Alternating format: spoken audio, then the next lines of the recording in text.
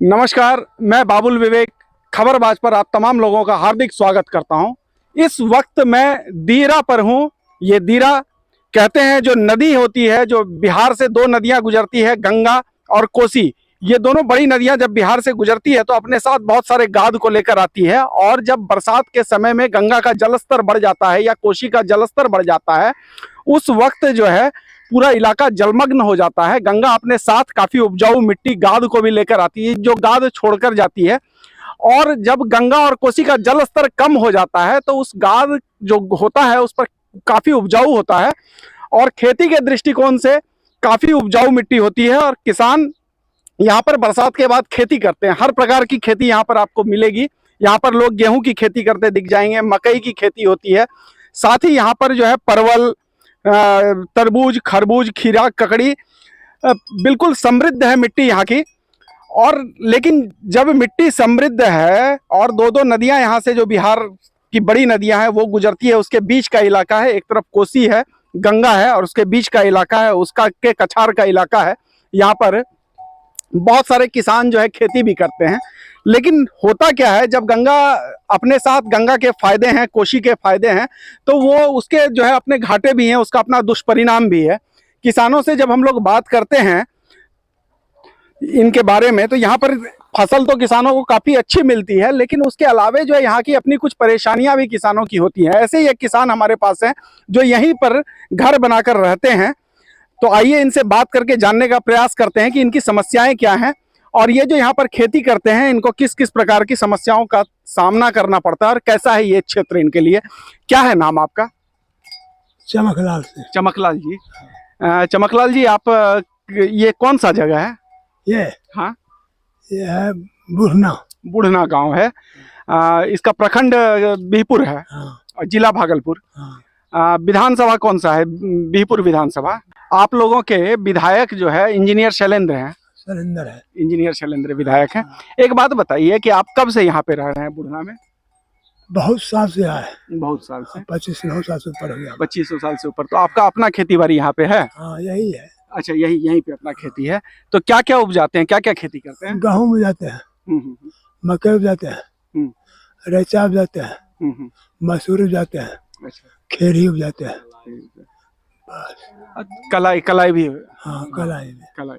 तो एक बात बताइए कि यहाँ का मिट्टी कैसा होता है? लोग कहते हैं कि दीरा के इलाके में मिट्टी काफी अच्छा होता है, कुछ भी लगा दीजिए तो आपको हो जाता है, कुछ भी छींट दीजिए तो। इसमें जो है ना, मिट्टी तो बालू है, लेकिन बहुत चीज देना पड़ता है इसमें। अच्छा। खाद वूद बहुत है ना, वो देना पड़ता है। अच्छा, खाद वाद देना पड़ता है। हाँ, तभी होगा, नहीं तो नहीं होगा। अच्छा, आप लोग जो ये खाद जो आप लोग लेते हैं, तो खाद मिलता है आपको सरकार से सही समय पे? यूरिया वगैरह नहीं, नहीं मिलता है। नहीं। तो कितना जो यूरिया की सरकार का जब खेती का समय आता है तो यूरिया का सब किसान को परेशानी होता है, जो हम लोग बात करते हैं। 400। 400। हाँ, उसका कीमत तो 280 रुपया ना होता है? नहीं, 400 लेता है। लेता 400 रुपया है। और कितना देता है यूरिया? 45 किलो। 45 किलो। उससे ज्यादा मांगने पे नहीं, नहीं देगा उससे ज्यादा। तो एक तो खाद का परेशानी होता है। आप लोगों को सिंचाई का तो यहाँ पे कुछ परेशानी नहीं होता होगा? सिंचाई मतलब पानी का तो कोई परेशानी नहीं है? पानी तो आप लोगों को उपलब्ध रहता होगा यहाँ पे बहुत? नहीं, अच्छा, पानी को उपलब्ध नहीं, बोरिंग नहीं है। बोरिंग नहीं है? नहीं, नदी से देते हैं, जनरेटर आ गया वो भी। अच्छा, तो डीजल इंजन लगा के अपना डीजल 200 रुपया घंटा। 200 रुपया घंटा में हाँ, पटवन के लिए 200 रुपया घंटा देके पटवन कराना पड़ता है आपको यहाँ पे? 1 बीघे में 12 घंटा लगता है। अच्छा अच्छा। 1 बीघे में 12 घंटा। अच्छा, एक बात बताइए, यहाँ पे पहले, आप तो काफी पहले से रह रहे हैं दीरा पे? तो 25 साल से ऊपर होगी। 25 साल से ऊपर हो गया। तो पहले का जो दीरा का इलाका था, जबकि पुल नहीं बना था, सड़क नहीं बना था, और दीरा पे जो है लोग दिन में भी आना नहीं चाहता था, पहले के इलाके समय में और अब के समय में क्या फर्क आपको नजर आता है माहौल में? देखिए, तखनी था कि माहौल था, अभी कुछ शांत एरिया है। अब शांत एरिया है। कुछ शांत है, वैसा नहीं है, कुछ शांत है। अच्छा, तो किस तरह से यहाँ पे किस किस चीज का जो वर्चस्व का लड़ाई हम लोग सुनते हैं दीरा पे लोगों के बीच में होता है, तो किस किस चीज को लेके मुख्य तौर पे? जमीन को लेके एक तो वर्चस्व का लड़ाई होता होगा। हाँ, जमीन किसको निकलता है, थोड़ा था कि नापी जोखी में नापी जोखी में। वही समय होता है। यानी कि जब गंगा और कोसी का जब आती है धार, जब आता है मिट्टी को काट के लेके चला जाता है, और दोबारा जब उसमें मिट्टी भरता है तो उस जमीन को लेके लड़ाई होती है वही होता है कि मेरा जमीन है या मेरा जमीन है। मेरा जमीन है, वही अच्छा, होता है। उसको लेके ज्यादातर यहाँ पे जो भी। जैसे ये कट गया, ये मेरा जमीन है, अब लोग कहेगा हमारा है। अच्छा, यही होता है और कुछ नहीं। और किस तरह का कोई दिक्कत नहीं है। बिजली वगैरह तो यहाँ पे नहीं होगा? बिजली तो अब सरकार देगा तभी। अच्छा, अभी तक बिजली आया है आप लोगों को? नहीं आया है। तो सारा काम आप लोगों को डीजल इंजन से ही करना पड़ता है? डीजल इंजन से होता है सारा काम। आई मवेशी वगैरह जो रखे हैं तो इसका चारा तो इस एरिया में पूरा प्रचुर मात्रा में मिल जाता होगा, चारा का कमी नहीं होता होगा? नहीं, सारा बंद है। अच्छा, ये बना है रात दिन। अच्छा, नहीं बंधा हुआ है तो जैसे इसको खिलाने के लिए, जो मवेशी को खिलाने के लिए घास उस होता होगा? यही काट के देंगे। अच्छा, अपने खेत का जो होता है भुट्टा वगैरह। तो ये मकई का फसल आपका तैयार हो गया? जरा सा एक बार दिखाइएगा। आइए एक बार जरा सा दिखाइए हमको मकई का फसल कैसा। तो आप देख सकते हैं मेरे पीछे ये मकई का खेत है, और जो उत्तर भारत है वहाँ पे इसको छल्ला कहा जाता है, जबकि बिहार झारखंड के इलाके में इसको भुट्टा कहा जाता है। आप देखेंगे ये मकई का पेड़ है, और इसमें ये इस प्रकार से मक्का जो है ये लगता है। ये मक्के के दाने हैं, और ये मकई का दाना। तो इसको फिर आप लोगों को अलग करना पड़ता होगा, इसको दाना अलग अलग करके ऐसे छोड़ा। तो अभी कुछ साल से मकई का कीमत तो अच्छा आ रहा है बाजार में। मकई का कीमत पहले था 800, तब हो गया 1000, और उसके साल 2000 हो गया। अबरी सुनते हैं 1500 होने वाला है। अच्छा, 1500 होने वाला है। तो मकई वगैरह का जैसे कीमत बढ़ता है तो इसका फायदा आप लोगों को मिलता है?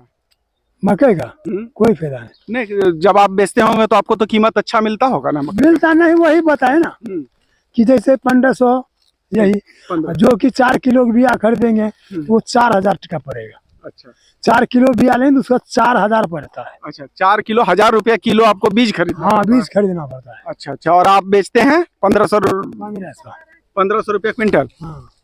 यानी 15 रुपया किलो? 15 रुपया किलो आप बेचते हैं आप इसको, मकई को।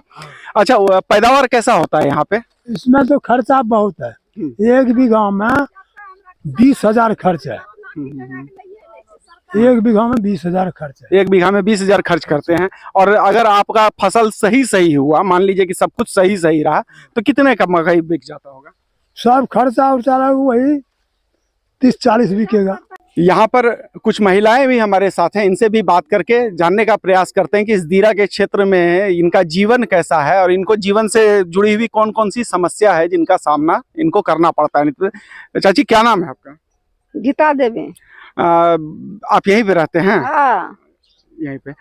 तो एक बात बताइए कि आप लोगों को जो है गांव से, मुखिया जी से कुछ खेती वगैरह में कुछ सहयोग मिलता है? कुछ जैसे कुछ नहीं। बोरिंग वगैरह करने के लिए कहीं कोई आप लोगों के पास नहीं आया कि सोलर पैनल लगा के बोरिंग करवाने वाला, या किसी तरह का कोई बोरिंग के लिए? कुछ नहीं।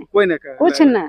मुखिया जी के पास से आप लोग को क्या राशन वगैरह कुछ मिलता है? राशन कुछ देता है। कितना राशन देता है? जो आदमी परिवार है 4 किलो 2 किलो, और काटे के डीलर ले लेता है। अच्छा।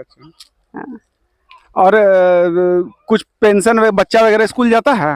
हाँ, बच्चा स्कूल जाता है। तो स्कूल में पढ़ाई लिखाई कैसा होता है बच्चा का? बच्चा ठीक है, देता है। सरकारी स्कूल में है? हाँ। और स्कूल में जो ड्रेस वगैरह, साइकिल वगैरह, वो सब योजना में कुछ नहीं मिलता? कुछ नहीं। 10वां वाला का, अथी वाला का, मैट्रिक वाला कुछ नहीं दिया। कुछ नहीं दिया? कुछ नहीं, हमारा बेटा से कुछ नहीं मिला। तो यहाँ पे जो आप लोग अपना जनप्रतिनिधि है, जो आप लोग मुखिया चुनते हैं, तो मुखिया को नहीं बोलते हैं कि हम लोगों के साथ ये समस्या है? मुखिया तो अपने खाता है। अपने खाता है।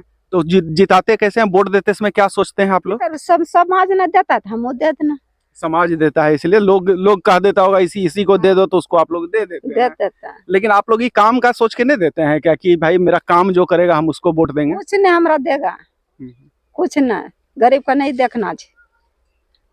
ये गाय वगैरह का सेवा आप ही करते हैं? हाँ, हम आप ही करता है। अपने करते हैं। दूध कहाँ जाता है इसका? बिहार लेता है। बिहार यहीं से आके ले जाता है? कैसे किलो दूध बेचते हैं यहाँ पे आप लोग? अब 40 किलो 40 भाव से लेता है। 40 के भाव से भैंस का दूध? भैंस गाय सब? हाँ, भैंस गाय के सब मिल ले। अच्छा, सब मिल ले। 40 रुपए किलो आप लोग यहाँ से बेचते हैं।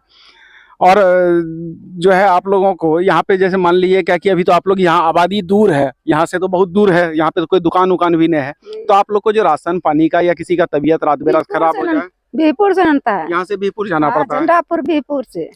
अच्छा, तो छोटा भी अगर कुछ सामान चाहिए तो आप लोग को बीहपुर जाना पड़ता होगा। हाँ बीहपुर से बुलिक जाता है, भूल के जाता है तो लापर टप के जाता है नदी से।